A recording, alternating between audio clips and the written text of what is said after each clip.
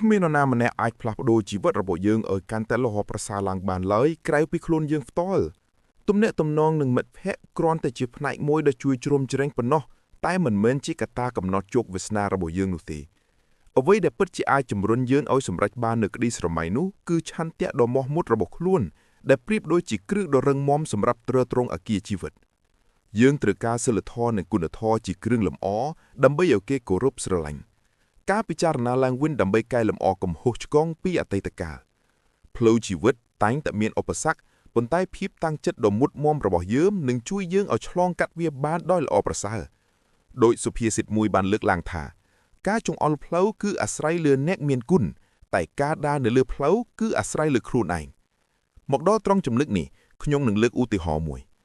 សៀវភៅមួយក្បាលរបស់អ្នកនិពន្ធល្បីឈ្មោះមួយរូបបានក្លាយជាសៀវភៅលក់ដាច់បំផុតប្រចាំឆ្នាំអ្នកនិពន្ធរូបនេះបានសរសេរនៅទំព័រទី1ថា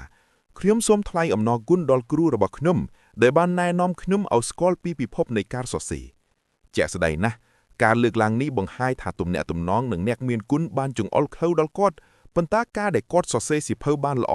និងទទួលបានលទ្ធផលល្អប្រសើរដោយសារតែឆន្ទៈនិងការខិតខំប្រឹងប្រែងក្រែងនរនារបស់គាត់ផ្ទាល់ហេតុនេះហើយត្រូវដឹងថាគ្រូបងប្អូនឬឪពុកម្ដាយអាចបង្ហាញផ្លូវយើងបានតែមានតែភាពតស៊ូខិតខំប្រឹងប្រែងរបស់យើងទេទើបអាចនាំយើងទៅដល់គោលដៅការលូតលាស់និងភាពចាក់ទុំកើតចេញពីបទពិសោធន៍ដែលយើងបានជួបប្រទះមិនថាល្អឬអាក្រក់នោះទេព្រោះវាជាមេរៀនដ៏សំខាន់សម្រាប់ជីវិត